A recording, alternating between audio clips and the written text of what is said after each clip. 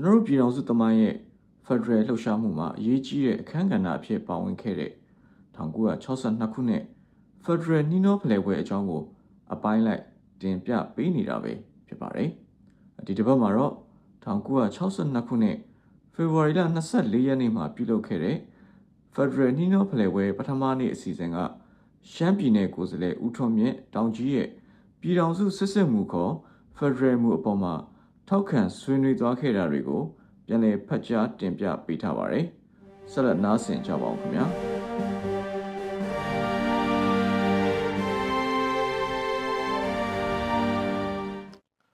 ရှမ်းပြည်နယ်ကိုယ်စားလှယ်ဦးထွန်းမြင့်တောင်ကြီး၏ဆွေးနွေးတင်ပြချက်လေးစားအပ်တဲ့တဘာပတိကြီးနိုင်ငံတော်ဝန်ကြီးချုပ်ခင်ဗျာလေးစားအပ်တဲ့သွေးချင်းကိုယ်စားလှယ်များခင်ဗျာပြည်တော်စုစစ်စစ်မှုဖွဲ့စည်းရေးမှုကိုကျွန်တော်တင်ပြလိုက်တယ်ဆိုရင်ပဲမြန်မာပြည်မှမျိုးသားကောင်းဆောင်အသီးသီးမှရှုထောင့်အမြင်အမျိုးမျိုးနဲ့သဘောထားတုံ့ပြန်မှုအမျိုးမျိုးပေါ်ထွက်လာခဲ့ပါတယ်မြန်မာပြည်ဟာဝန်တာနုခေတ်ကနေပြီးဗိုလ်ချုပ်အောင်ဆန်းခေတ်အထိဗြိတိရှကိုလိုနီဘဝကလွတ်မြောက်အောင်လွတ်လပ်ရေးတိုက်ပွဲအဆင့်ဆင့်ဆင်နွှဲလာခဲ့ပါတယ်။ Home Rule လို့ခေါ်တဲ့ကိုယ်ပိုင်အုပ်ချုပ်ရေးကနေလုံးဝလွတ်လပ်ရေးအထိလွတ်လပ်ရေးအမျိုးမျိုးတောင်းဆိုခဲ့ကြပါတယ်။ဒီတောင်းဆိုချက်တွေကိုမြန်မာအမျိုးသားများဘက်ကကြည့်ရင်အလွန်တရာသောတောင်းဆိုချက်များဖြစ်ပါတယ်။ကိုလိုနီနယ်ချဲ့သမားများဘက်ကကြည့်ရင်မတရားတဲ့တောင်းဆိုချက်တွေလို့ဖြစ်ပါတယ်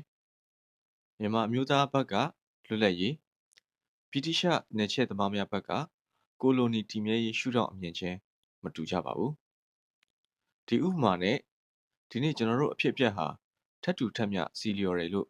ကျွန်တော်မဆိုလိုပါဘူး။ဟိုအရေးကနယ်ချဲ့သမားနဲ့ကိုလိုနီကျွန်ဘဝကြားရောက်နေတဲ့မြန်မာအမျိုးသားများလွတ်လပ်ရေးတောင်းဆိုတဲ့ဆက်ဆံရေးအခုကျွန်တော်တို့အရေးဟာမိသားစုချင်းတန်းတူမှုတောင်းဆိုတဲ့ဆက်ဆံရေးအမျိုးအစားချင်းကွာခြားပါတယ်။အထက်ကဥပမာကိုကျွန်တော်တင်စားဖော်ပြရတဲ့ရည်ရွယ်ချက်ကတခြားအကြောင်းကြောင့်မဟုတ်ပါဘူး။ခံစားမှုဘဝကိုပေါ်လွင်စေလိုတဲ့စေတနာကြောင့်ပဲဖြစ်ပါတယ်။ကျွန်တော်တို့တင်ပြတဲ့ပြည်ထောင်စုစစ်စစ်မှုရဲ့အနှစ်သာရဟာဘာလဲဆိုရင်တန်းတူညီရေးပဲဖြစ်ပါတယ်။ပြည်ထောင်စုစစ်စစ်မှုဆိုပြီးကျွန်တော်တို့တင်ပြတဲ့အခါမှာနိုင်ငံရေးပုံသဏ္ဍာန်အုပ်ချုပ်ရေးပုံသဏ္ဍာန်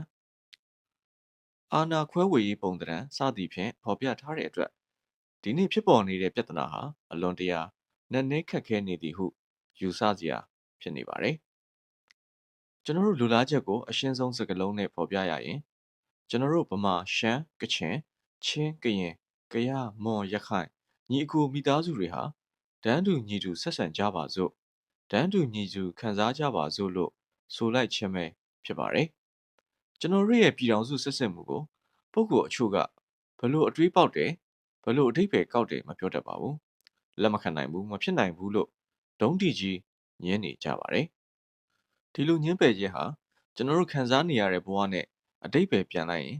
မင်းတို့နဲ့တန်းတူညီတူဆက်ဆံလို့မဖြစ်နိုင်ဘူး။တန်းတူညီတူခံစား권မပေးနိုင်ဘူးလို့အဓိပ္ပာယ်ပေါက်ပါတယ်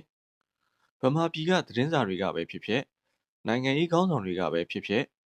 ဥပဒေပညာရှင်တွေကပဲဖြစ်ဖြစ်ကျွန်တော်တို့တင်ပြလိုက်တဲ့ပြည်ထောင်စုမူကိုလက်မခံနိုင်ဘူးမဖြစ်နိုင်ဘူးလို့ပြောလိုက်တဲ့အခါတိုင်းကျွန်တော်တို့စိတ်ထဲမှာခုတင်ကအဓိပ္ပာယ်အတိုင်းလာပြီးခံစားရပါတယ်ဗြိတိရှအာဏာပိုင်များကလွတ်လပ်ရေးမပေးနိုင်ဘူးလို့ပြောလိုက်တိုင်းမြန်မာအမျိုးသားများစိတ်မှာခံစားရသလိုပြည်ထောင်စုစစ်စစ်မှုနဲ့ပတ်သက်ပြီးဗမာနောင်တော်များဘက်ပြစ်ခါပြောလိုက်ဆိုလိုက်တိုင်းကျွန်တော်တို့ပြည်နယ်များရဲ့စိတ်မှာအလားတူဝေဒနာခံစားရပါတယ်။ကျွန်တော်တို့ပြည်နယ်အမျိုးသားတွေပြည်ထောင်စုစစ်စစ်မှုကိုတောင်းဆိုကြတာဟာအခွင့်ထူးအခွင့်မှုတွေကိုတောင်းနေတာမဟုတ်ပါဘူးဆိုတာဒီနေရာမှာကျွန်တော်အစီရင်ခံလိုပါတယ်။ကျွန်တော်တို့ရှမ်းပြည်အမျိုးသားများအနေနဲ့အစီရင်ခံရမယ်ဆိုရင်ကျွန်တော်တို့ဟာဗမာအမျိုးသားများနီးတူကိုယ်တိုင်းပြည်ကိုလူမျိုးကိုအချုပ်အခြာအာဏာနဲ့နေထိုင်လာကြပါတယ်။ခေတ်ဟောင်းရာဇဝင်မှာရှမ်းအမျိုးသားများနဲ့ဗမာအမျိုးသားများဆက်ဆံရေးဟာတစ်ဖက်နဲ့တစ်ဖက်နာကြီးစရာတွေရှိသလိုချစ်ခင်မြတ်နိုးစရာတွေလည်းအမြောက်အများရှိပါတယ်။လူမျိုးရေးအနွယ်အရရှမ်းအမျိုးသားတွေဟာယူရီးယားနဲ့ပို၍နီးစပ်တော်လဲ လက်တွေ့ဆက်ဆံရေးအရဗမာနဲ့ပိုပြီးရင်းနှီးပါတယ်ခေတ်သစ်ရာဇဝင်ကိုကြည့်မယ်ဆိုရင်လည်းဗြိတိရှကျွန်တပေါက်ဘဝကိုရှမ်းနဲ့ဗမာဟာအတူတူပဲကြာခဲ့တယ်နယ်ချက်စိုးမိုးမှုအောက်မှာအတူတူခံစားခဲ့ကြရတယ်လွတ်လပ်ရေးကိုလည်းရှမ်းနဲ့ဗမာဟာအတူတူလက်တွဲပြီးရယူခဲ့ကြပါတယ်ကျွန်တပေါက်ဘဝကနေအခြားကျွန်တပေါက်ဘဝတစ်ခုကိုပခုံးပြောင်းမှုဗမာအမျိုးသားများမလိုလားသလိုကျွန်တော်တို့ရှမ်းပြည်အမျိုးသားများကလည်းနည်းနည်းမှမလိုလားပါဘူးဗမာအမျိုးသားများနဲ့လက်တွဲပြီးလွတ်လပ်ရေးရယူသလိုလွတ်လပ်တဲ့ရှမ်းပြည်အမျိုးသားများဟာလွတ်လပ်တဲ့ဗမာပြည်အမျိုးသားများနဲ့တန်းတူညီတူပူးပေါင်းပြီးပြည်ထောင်စုကိုဖွဲ့စည်းနေထိုင်နေကြပါတယ်1945ခုနှစ်မှ1948ခုနှစ်တိုင်းပြည်ပြုလွှတ်တော်ခေါ်ဆိုကျင်းပတဲ့နေ့အထိကျွန်တော်တို့ရှမ်းအမျိုးသားများဟာဗမာပြည်မအမျိုးသားများနဲ့ပူးတွဲလွတ်လပ်ရေးရယူပြီးပြည်ထောင်စုစစ်စစ်မှုပူးပေါင်းဖွဲ့စည်းနေထိုင်လိုကြောင်းဆန္ဒထုတ်ဖော်ခဲ့တဲ့တပ်တေတာရကအထောက်အထားတွေစာရွက်စာတမ်းတွေဟာယနေ့မပြောက်ကွယ်နိုင်သေးပါဘူးရှမ်းမူလို့ခေါ်တဲ့စာအုပ်ပြာထဲမှာအပြည့်အစုံဖော်ပြထားပါတယ်ကျွန်တော်တို့ရှမ်းမူကိုတင်လိုက်တာနဲ့ပတ်သက်ပြီးတချို့ပုဂ္ဂိုလ်ကခင်ဗျားတို့ရှမ်းတွေဘလို့စိတ်ကူးပေါက်လို့ပြည်ထောင်စုစစ်စစ်ဆိုတဲ့မူကိုအခုလိုပြုံးစားကြီးထပ်တောင်းလာတာလဲလို့မေးကြပါတယ်တချို့ပုဂ္ဂိုလ်တွေကလည်းခင်ဗျားတို့ကိုဘသူတွေမြှောက်ပေးလိုက်တယ်လဲဘသူပြောခနဲ့တောင်းတာလဲလို့မေးကြပါတယ်ဒီလိုမေးခံရတဲ့အတွက်ကျွန်တော်တို့ဟာစိတ်ထဲအတော်ပဲထိခိုက်နာကျည်းမိခဲ့ကြပါတယ်အမှန်တော့ကျွန်တော်တို့ဟာလည်းပုထုဇဉ်သားတွေမဟုတ်ပါလားပုထုဇဉ်တို့တဘာဝစိတ်ထိခိုက်နာကျည်းတာဟာအဆန်းမဟုတ်ပါဘူးဒါပေမဲ့ကျွန်တော်တို့ဟာသဘောထားကြီးကြီးနဲ့တီးခံခဲ့ကြပါတယ်ဗမာအမျိုးသားခေါင်းဆောင်ကြီးများသတင်းစာဆရာများနိုင်ငံရေးပါတီအဖွဲ့အစည်းများစီကိုကျွန်တော်တို့ရှမ်းပြည်နယ်ဥက္ကဋ္ဌကြီးဆောင်းခွန်ချိုကိုယ်တိုင်ဦးစီးပြီးခါရဝတ်တွားစွာတွားရောက်ရှင်းပြခဲ့ပါတယ်ဒါကြောင့်လဲအထင်မှားမှုတွေ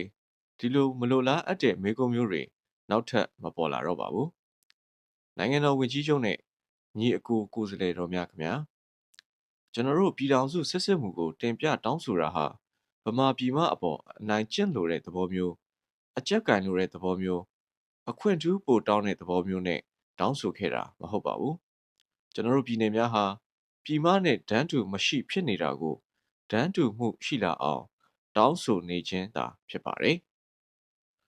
လက်ရှိဖွဲ့စည်းအုပ်ချုပ်ပုံအခြေခံဥပဒေဟာကျွန်တော်တို့ကိုဗမာပြည်မနဲ့ဒန်းတူမှုနေရာမှာမထားဘူးနိုင်ငံရေးစီးပွားရေးလူမှုရေးမှာညီမျှတဲ့အခွင့်အရေးမပေးဘူးအဖက်ဖက်ကနစ်နာစေတယ်လို့ကျွန်တော်တို့ယူသားစွာတွေ့မြင်နေကြပါတယ်ဒါကြောင့်ဒန်းတူညီမျှမှုမရှိတဲ့ဒီအခြေခံဥပဒေကြီးကိုဒန်းတူမှုရှိလာအောင်ပြန်လည်ပြင်ဆင်ကြပါစို့လို့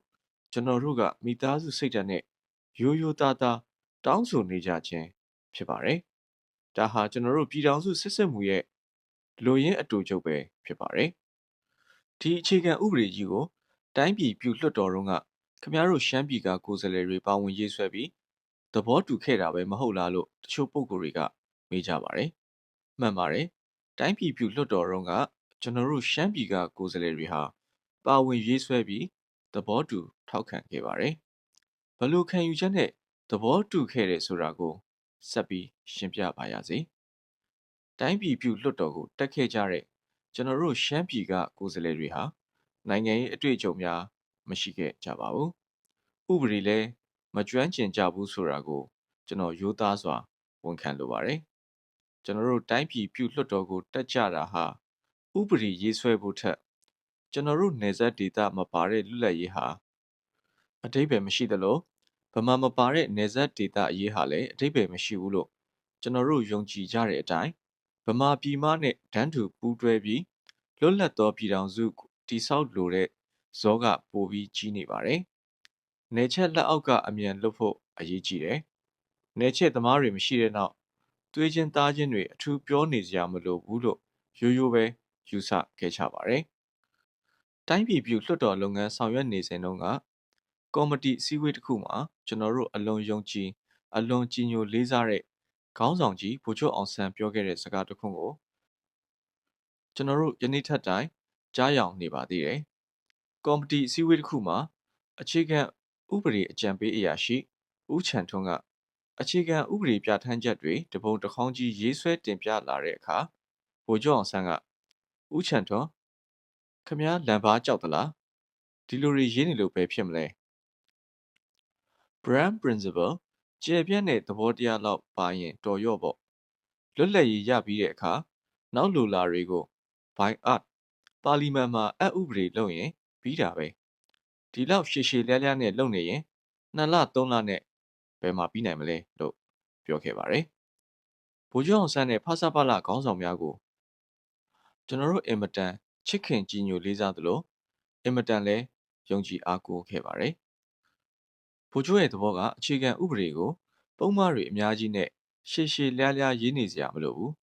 ကျယ်ပြန့်တဲ့သဘောတရားနဲ့အင်္ဂါစုံရင်တော်လောက်ပြီးလွတ်လပ်ရေးပြီးတဲ့နောက်အခြေအနေနဲ့အချိန်အခါကိုကြည့်ပြီးလိုသလိုဆောင်ရွက်သွားမယ်အဲ့လိုသဘောထားပါတယ်ကျွန်တော်တို့ဟာဗိုလ်ချုပ်အောင်ဆန်းနဲ့ဖဆပလခေါင်းဆောင်များကိုအကျွမ်းမဲ့ယုံကြည်တဲ့အလျောက်လုံးဝအုတ်တုံပုံအပ်ခဲ့ပါတယ်အဲ့ဒီတုန်းကရှမ်းပြည်ကကိုယ်စားလှယ်ချို့ဟာဒီနေ့ပေါ်ပေါက်နေတဲ့ပြဿနာမျိုးပေါ်ပေါက်လာမှာဆိုတဲ့အတွက်နိုင်ငံသားဥပဒေပါရဂူတူဦးကိုငှားရမ်းဖို့စီစဉ်ခဲ့ပါတယ်ဖဆပလရဲ့စေတနာကိုယုံမှားရာကြောက်မှာဆိုတဲ့အတွက်ကျွန်တော်တို့ဟာဒီအစီအစဉ်ကိုတိုက်ဖြတ်ခဲ့ပါတယ်ဒီအဖြစ်အပျက်ဟာအဲ့ဒီအချိန်တုန်းကသတင်းစာတွေမှာလည်းပါပါတယ်ဗိုလ်ချုပ်အမှုပြုတဲ့ဗမာခေါင်းဆောင်တွေလည်းသိပါတယ်ရှမ်းပြည်နယ်ကိုယ်စားလှယ်တွေဟာဗမာခေါင်းဆောင်တွေအပေါ်ဘလောက်အယုံကြည်ကြီးခဲ့တယ်ဆိုတာဒီတာရကကအထင်ရှားပြသခဲ့တယ်ဗိုလ်ချုပ်တို့ကြာဆုံးသွားပြီးတဲ့နောက်ဆက်လက်ရေးဆွဲကြတဲ့အခါအခြေခံဥပဒေဟာဗိုလ်ချုပ်လိုလားတဲ့အခြေခံဥပဒေမျိုးမဟုတ်တော့ဘူးဗိုလ်ချုပ်မူနဲ့ကွဲလာတယ်ဆိုတာကတော့ထင်ရှားပါတယ်ဖဆပလပမာဏညီလာခံကရေးဆွဲတဲ့အခြေခံဥပဒေမူကြမ်းနဲ့ရှင်တွဲဖက်ကြည့်ရင်ကွဲပြားမှုတွေတပုံတစ်ခေါင်းကြီးတွေ့ရပါလိမ့်မယ်ဗိုလ်ချုပ်အောင်ဆန်းမရှိတဲ့နောက်နိုင်ငံတော်ဝင်ကြီးချုပ်အမှုပြုတဲ့ဗမာခေါင်းဆောင်တွေအပေါ်ကျွန်တော်တို့ဟာဆက်လက်ပြီး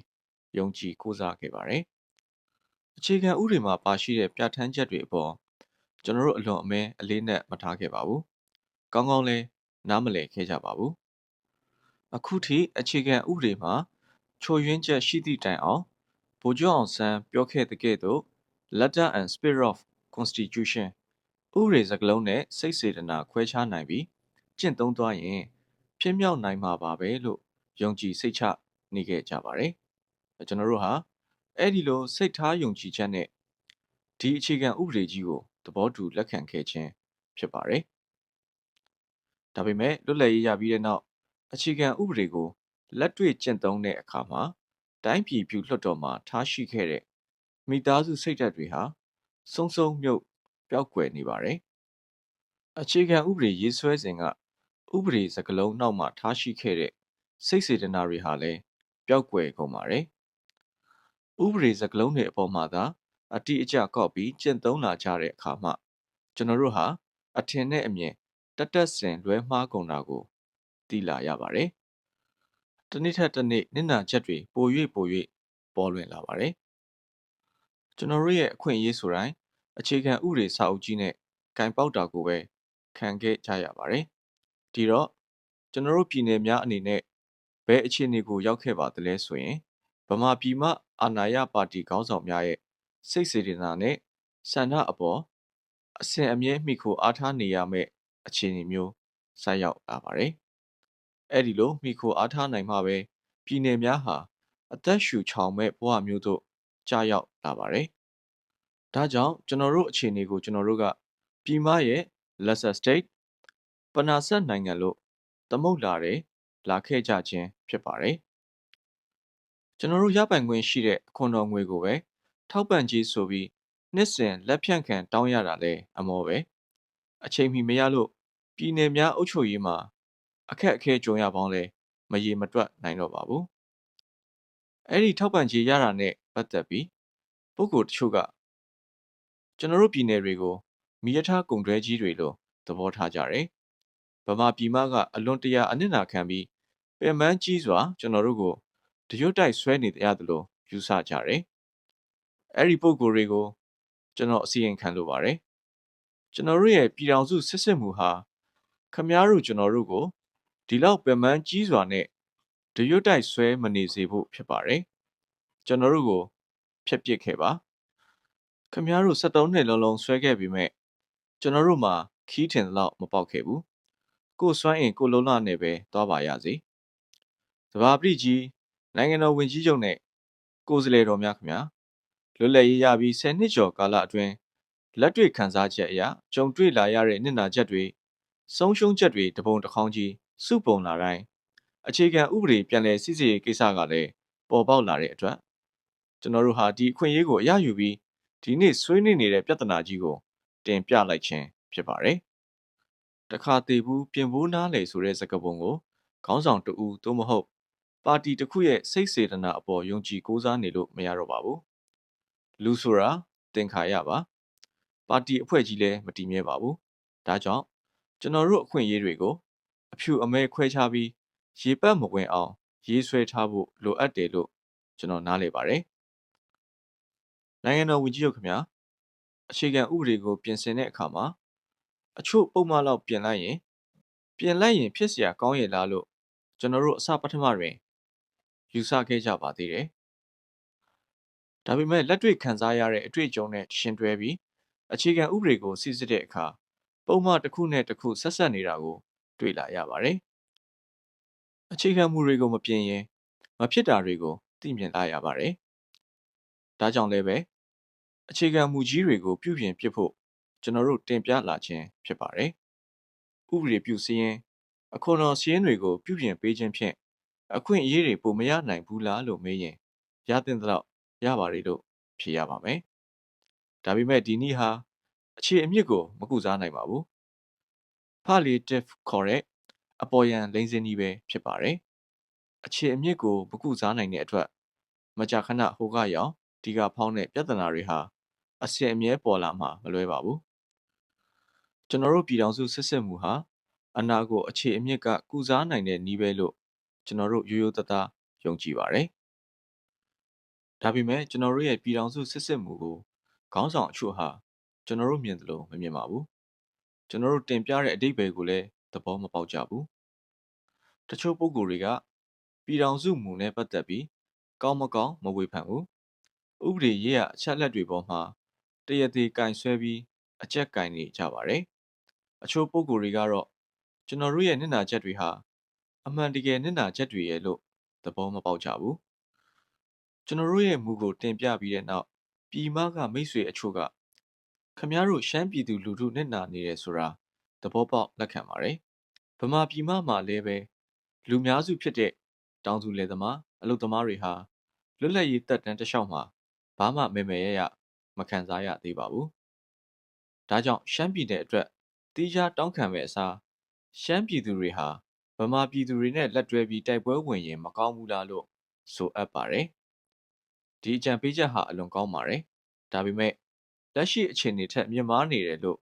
ကျွန်တော်တို့ယူဆပါတယ်။ဆိုရှယ်လစ်ပန်းနိုင်တို့ချီတက်ရမှာအရင်ရှင်စနစ်နဲ့ဆိုရှယ်လစ်စနစ်အကြား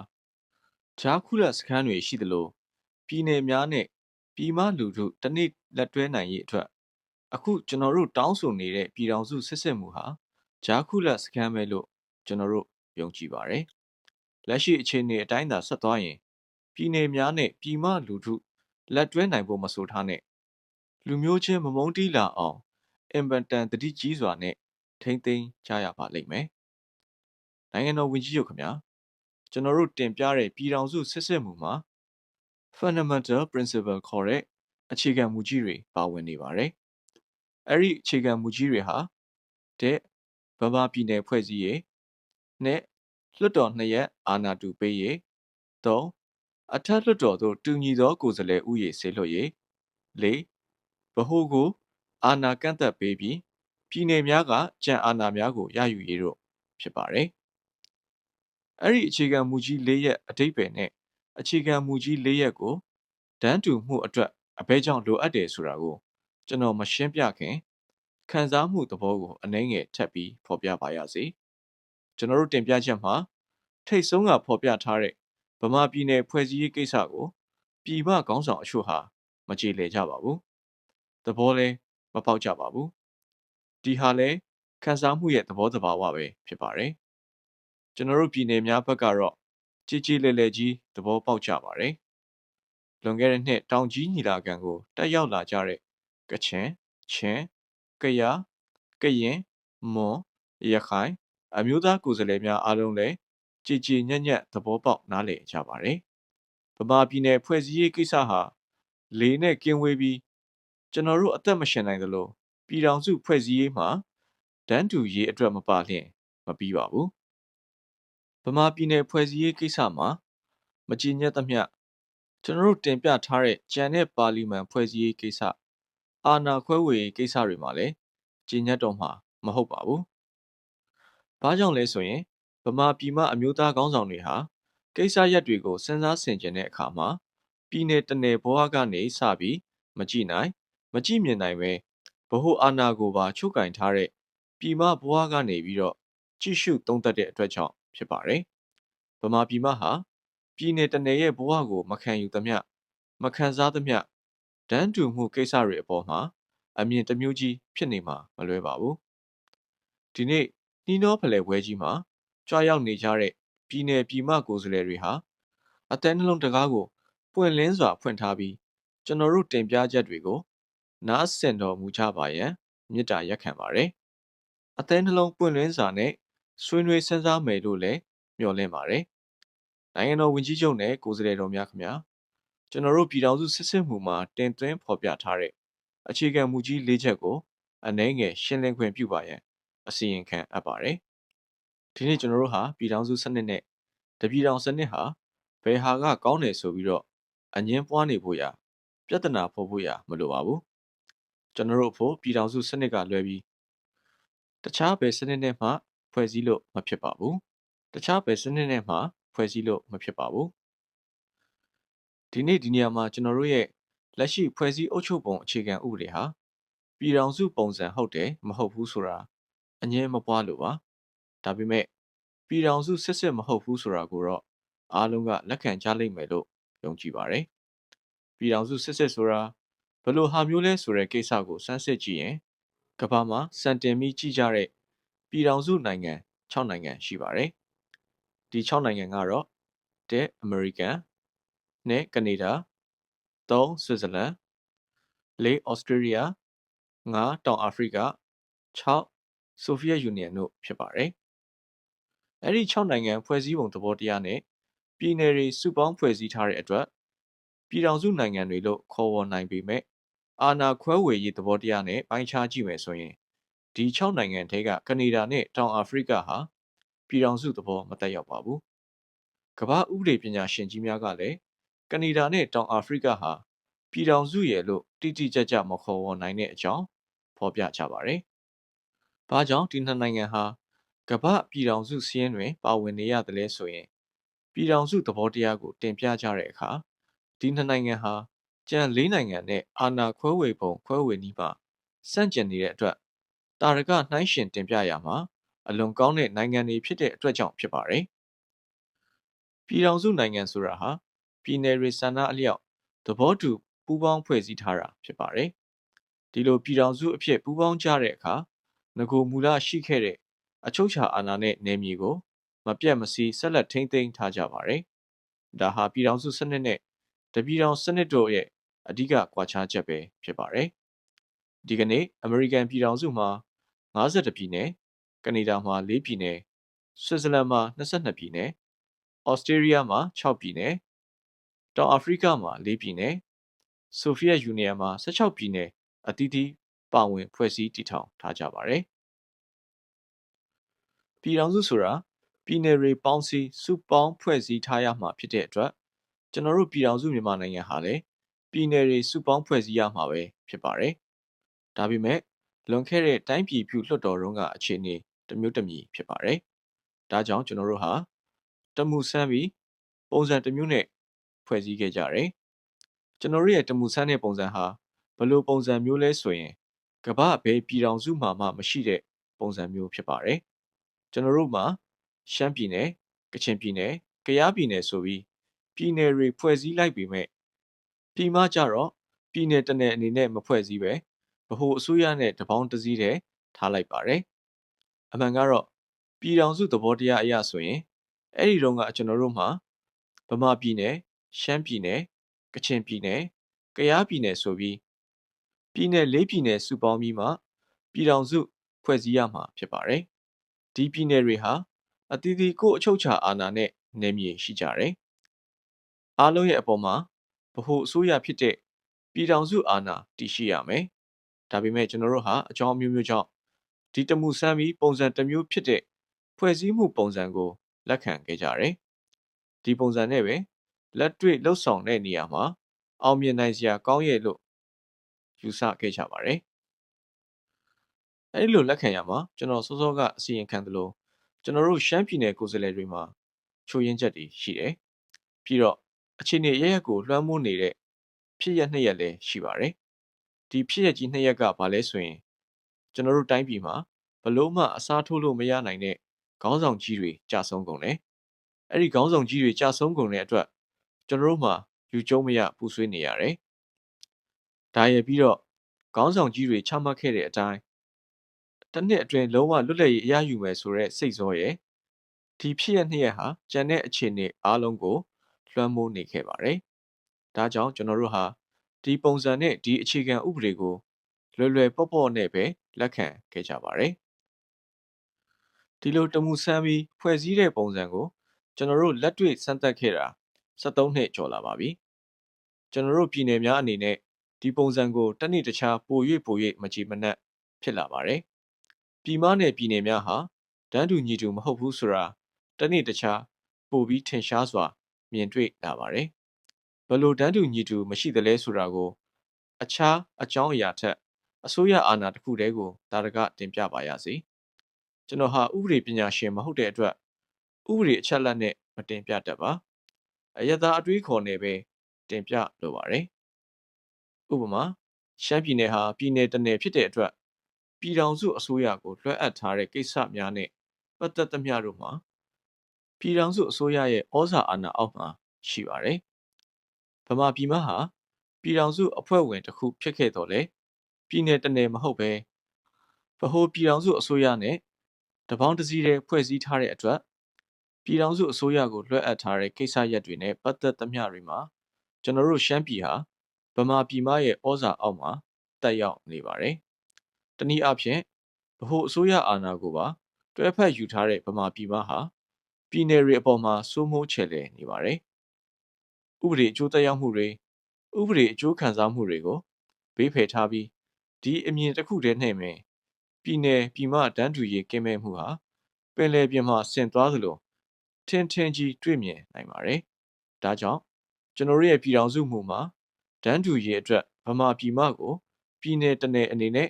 ဖွဲ့စည်းဖို့ရန်ရှေ့ဆုံးကဖော်ပြထားခြင်းဖြစ်ပါတယ်။နိုင်ငံတော်ဝန်ကြီးချုပ်နဲ့သွေးချင်းညီအကိုကိုယ်စားလှယ်တော်များခင်ဗျာကျွန်တော်ရဲ့ပြည်ထောင်စုမှုကိုပြည်ထောင်စုစစ်စစ်လို့ဝိသေသနထူပြီးခေါ်ဝေါ်တာဟာအကြောင်းရှိပါတယ်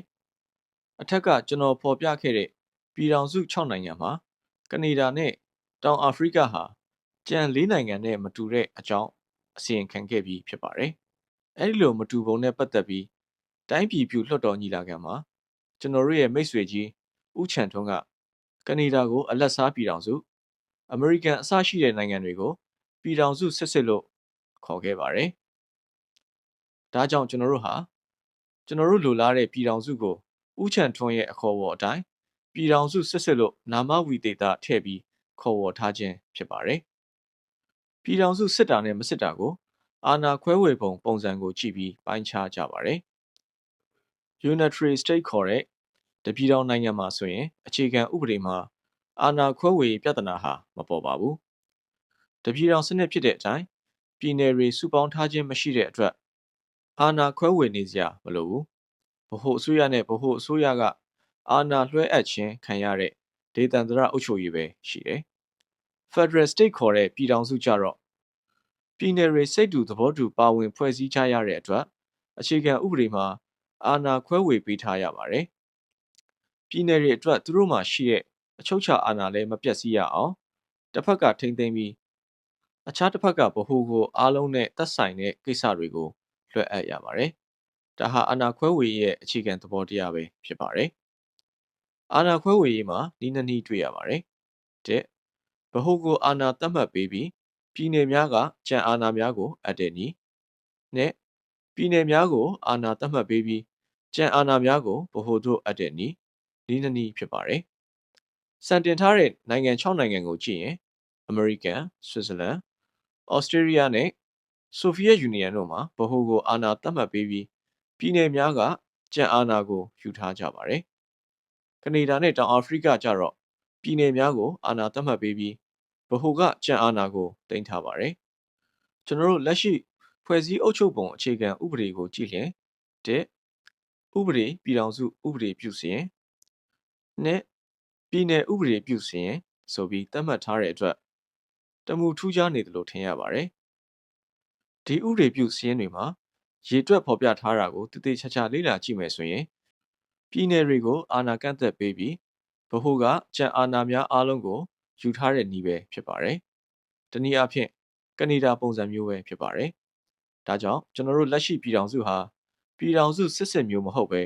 ကနေဒါလိုအပြော့စားဖြစ်နေပါတယ်။ကနေဒါကိုပြည်ထောင်စုမဟုတ်ဘူးဆိုရင်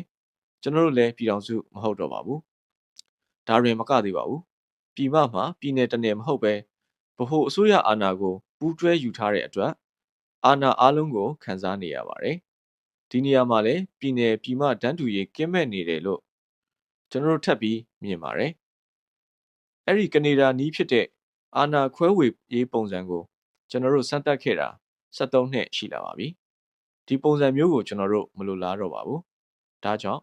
ကျွန်တော်တို့ရဲ့ပြည်ထောင်စုစစ်စစ်မှုဟာအမေရိကန်၊ဆွစ်ဇာလန်၊ဩစတြေးလျ၊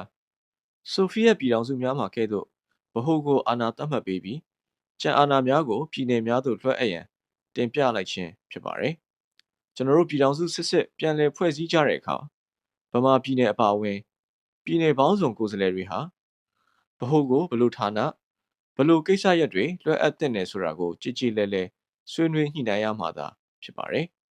။နိုင်ငံတော်ဝန်ကြီးတို့ခင်ဗျာပြည်ထောင်စုမူထဲမှာပါတဲ့ United States ခေါ်တဲ့တပြည်ထောင်နိုင်ငံတွေမှာဥပဒေပြုလွှတ်တော်တစ်ရက်လဲထားကြတယ်။နှစ်ရက်လဲထားကြပါတယ်။လွှတ်တော်နှစ်ရက်ထားရတဲ့မူလအကြောင်းရင်းကဘာလဲဆိုရင်လွှတ်တော်တစ်ရက်ကတစ်ရက်ကိုထိန်းကွပ်ဖို့ပဲဖြစ်ပါတယ်။ဒါကြောင့်သဘောတရားအရအာဏာတူပေးဖို့လိုလာပါတယ်။ပြည်ထောင်စုနိုင်ငံမှာတော့လွှတ်တော်နှစ်ရက်မထားလို့မဖြစ်ပါဘူး။လူဦးရေနဲ့နယ်အကျယ်ဝန်းကျင်မတူတဲ့ပြည်နယ်တွေပေါင်းစည်းထားတဲ့အတွက်လွှတ်တော်နှစ်ရက်ဟာလိုအပ်နေပါတယ်။ပြည်ထောင်စုမှာထားရှိတဲ့လွှတ်တော်နှစ်ရက်ကြတော့တစ်ရက်နှစ်တစ်ရက်ထိန်းကွပ်ရုံနဲ့မကတော့ပါဘူး။ပြည်နယ်တွေရဲ့အခွင့်အရေးတွေကိုကာကွယ်စောင့်ရှောက်ရမယ့်တာဝန်တွေလည်းပါလာပါတယ်။လွှတ်တော်တစ်ရက်ကိုလူဦးရေပေါ်မှာတည်ပြီးဖွဲ့စည်းတာဟာဒီမိုကရေစီသဘောတရားအရဖြစ်ပါတယ်။ပြည်သူလူထုတစ်ရက်လုံးကိုကိုစားပြုပြီးပြည်သူအလုံးကိုအကျိုးပြုစေဖို့ဖြစ်ပါတယ်။ပြည်ထောင်စုမှာဒါနဲ့မလုံလောက်ပါဘူး။ပြည်ထောင်စုထဲမှာလူဦးရေအင်မတန်များပြားတဲ့ပြည်နယ်လူဦးရေနည်းတဲ့ပြည်နယ်တွေပါဝင်နေတဲ့အတွက်လူဦးရေပေါ်အခြေတည်တဲ့ဒီမိုကရေစီသဘောတရားတစ်ခုတည်းထားလျင်လူဦးရေများတဲ့ပြည်နယ်ကြီးကခေါင်းဆောင်တွေစိတ်ထားမကောင်းရင်ပြည်နယ်ငယ်တွေအပေါ်အစဉ်အမြဲအနိုင်ကျင့်လက်ဝါးကြီးအုပ်နေမှာမလွယ်ဘူး။ဒါကြောင့်နောက်လွှတ်တော်တစ်ရက်ဖွဲ့စည်းတဲ့အခါလူဦးရေအချိုးအစားလိုက်ဖွဲ့စည်းလို့မဖြစ်ပါဘူး။လူဦးရေနည်းသည်ဖြစ်စေများသည်ဖြစ်စေကိုယ်စားလှယ်အရေအတွက်အညီမျှနဲ့ဖွဲ့စည်းရပါတယ်။ဒါကြောင့်အမေရိကန်ပြည်ထောင်စုကိုစတင်ဖွဲ့စည်းတဲ့အခါစီးနိတ်ခေါ်တဲ့လွှတ်တော်တစ်ရက်ကိုပြည်နယ်တစ်နယ်လျင်ကိုယ်စားလှယ်2ဦးစီအညီအမျှစေလွှတ်ရမယ်လို့သတ်မှတ်ထားခြင်းဖြစ်ပါတယ်။အဲဒီမူအတိုင်းနောက်ပေါ်ပေါက်လာတဲ့ပြည်ထောင်စုများဟာလည်းလွှတ်တော်တစ်ရက်ကိုနယ်ကြီးသည်ငယ်သည်မဟုတ်ကိုယ်စားလှယ်အညီအမျှစေလွှတ်ကြတယ်။ကနေဒါမှာတပြည်နယ်လျင်24ဦးစီဆွစ်ဇာလန်မှာ2ဦးစီဩစတြေးလျမှာ6ဦးစီတောင်အာဖရိကမှာ10ဦးစီအညီအမျှစေလွှတ်ကြတယ်။ဆိုဗီယက်ယူနီယံဟာဒီအခြေခံမူကိုမပြစ်ပယ်တော့လဲပဲတမူထူးတဲ့ကိုယ်စားလှယ်စေလွှတ်နည်းကိုတည်ထွင်ထားပါတယ်။ဆိုဗီယက်ယူနီယံမှာပါဝင်နေတဲ့ပြည်နယ်အချို့ဟာအခြားပြည်ထောင်စုတွေမှာပါဝင်နေတဲ့ပြည်နယ်တွေနဲ့မတူတဲ့အချက်ရှိပါတယ်။ဆိုဗီယက်ယူနီယံမှာပါဝင်နေတဲ့ပြည်နယ်16ပြည်နယ်အနက်10ပြည်နယ်ဟာရိုးရိုးပြည်နယ်တွေမဟုတ်ပါဘူး။ကိုယ်ပိုင်အုပ်ချုပ်ရေးသမ္မတနိုင်ငံ ကိုယ်ပိုင်အုပ်ချုပ်ရေးဒေသလူမျိုးစုဒေသများပါဝင်ဖွဲ့စည်းထားတဲ့ပြည်ထောင်စုတွေဖြစ်ပါတယ်။တစ်ဖက်အဲ့ဒီပြည်ထောင်စုတွေထဲမှာပါတဲ့ကိုယ်ပိုင်အုပ်ချုပ်ရေးသမ္မတနိုင်ငံတွေဟာလည်းပြည်ထောင်စုကလေးတွေပဲဖြစ်ပါတယ်။ဆိုဗီယက်ယူနီယံဟာပြည်ထောင်စု30ဟုခေါ်ဆိုရင်ခေါ်ဆိုနိုင်ပါတယ်။ဒါကြောင့်ဆိုဗီယက်ယူနီယံရဲ့လူမျိုးစုလွှတ်တော်ကိုဖွဲ့စည်းတဲ့အခါအခြေခံမူဖြစ်တဲ့ကိုယ်စားလှယ်အညီအမျှစေလွှတ်ရေးမူကိုလက်ခံကျင့်သုံးသောအဖြစ်ပြည်နယ်16ပြည်နယ်စလုံးတပြည်နယ်လျင်25ဦးစီအညီအမျှစေလွှတ်ကြတယ်။ဒါပေမဲ့ပြည်နယ်တွေရဲ့ထူးခြားတဲ့ဖွဲ့စည်းပုံကြောင့်အဲ့ဒီပြည်နယ်တွေထဲမှာပါဝင်နေတဲ့ကိုယ်ပိုင်အုပ်ချုပ်ရေးသမ္မတနိုင်ငံကိုယ်ပိုင်အုပ်ချုပ်ရေးဒေသနဲ့လူမျိုးစုဒေသတွေကိုကိုယ်စားလှယ်စေလွှတ်ခွင့်ပေးထားပါတယ်။ကိုယ်ပိုင်အုပ်ချုပ်ရေးသမ္မတနိုင်ငံတစ်ခုလျင်10ဦးစီကိုယ်ပိုင်အုပ်ချုပ်ရေးဒေသတစ်ခုလျင်9ဦးစီလူမျိုးစုဒေသတစ်ခုလျင်2ဦးစီစေလွှတ်ခွင့်ရကြပါတယ်။ယူဂိုစလာဗီးယားပြည်ထောင်စုဟာလည်းပဲဆိုဗီယက်ယူနီယံရဲ့မူကိုယူထားပါတယ်။ဒါကြောင့်ကျွန်တော်တို့ပြည်ထောင်စုမူထဲမှာအခြေခံမူနဲ့သဘောတရားအရလွှတ်တော်နှစ်ရပ်အာဏာတူပေးရမယ်။အောက်လွှတ်တော်ကိုလူဦးရေအလိုက်ရွေးကောက်တင်မြှောက်ရမယ်။အထက်လွှတ်တော်ကိုတော့ပြည်내တိုင်းကိုယ်စားလှယ်အညီအမျှစေလွှတ်ရမယ်လို့တင်ပြထားခြင်းဖြစ်ပါတယ်။နိုင်ငံတော်ဝန်ကြီးချုပ်နဲ့ကိုယ်စားလှယ်တော်များခင်ဗျာကျွန်တော်တို့ရဲ့ပြည်ထောင်စုမူထဲမှာဖော်ပြတဲ့နောက်ဆုံးအရေးကြီးတဲ့အခြေခံမူကြီးကပြည်ထောင်စုဗဏ္ဍာရေးကိစ္စဖြစ်ပါတယ်။ကမ္ဘာမှာရှိတဲ့ပြည်ထောင်စုနိုင်ငံတိုင်းကြုံတွေ့ရတဲ့အခက်အခဲဆုံးပြဿနာဟာပြည်ထောင်စုဗဏ္ဍာတော်ခွဲဝေရေးကိစ္စပဲဖြစ်ပါတယ်။အခြားပြည်ထောင်စုတွေမှာတော့မှခက်ခဲနေတဲ့ပြဿနာကိုကျွန်တော်တို့စီမှာလွယ်လွယ်နဲ့ဖြေရှင်းလို့ရမယ်လို့ကျွန်တော်တို့မမျှော်လင့်ပါဘူး။ဒါပေမဲ့အခြေခံမူနဲ့သဘောတရားတော့သတ်မှတ်ထားတဲ့လို့ကျွန်တော်တို့ယူဆပါတယ်။ပြည်ထောင်စုကိုပြည်နယ်တွေနဲ့ဆိုင်တဲ့ကိစ္စရပ်တွေကိုစိတ်တူသဘောတူဗဟိုကိုအနှင်းကြတယ်။ကျန်တာတွေကိုကိုယ့်ဘာသာကိုစီမံခန့်ခွဲကြတယ်။ဒါဟာပြည်ထောင်စုဖွဲ့စည်းခြင်းရဲ့အခြေခံသဘောတရားပဲဖြစ်ပါတယ်။ပြည်ထောင်စုဗဏ္ဍာရေးဆိုတာလေဒီပြည်ထောင်စုသဘောတရားအပေါ်မှီပြီးစီမံခန့်ခွဲရပါတယ်။ဗဟိုအစိုးရကိုအနှင်းထားတဲ့ကိစ္စရပ်တွေထဲမှာအခွန်တော်ဝင်ငွေမြောက်များစွာရှိတဲ့ဌာနတွေပါဝင်သလိုအသုံးစရိတ်မြောက်များစွာကုန်ကြတဲ့ဌာနတွေလည်းပါဝင်ပါတယ်။ပြည်နယ်တွေအနေနဲ့ဥပမာအကောက်တော်ခွန်ဌာနမျိုးကိုဗဟိုသို့လွှဲပေးရတဲ့အတွက်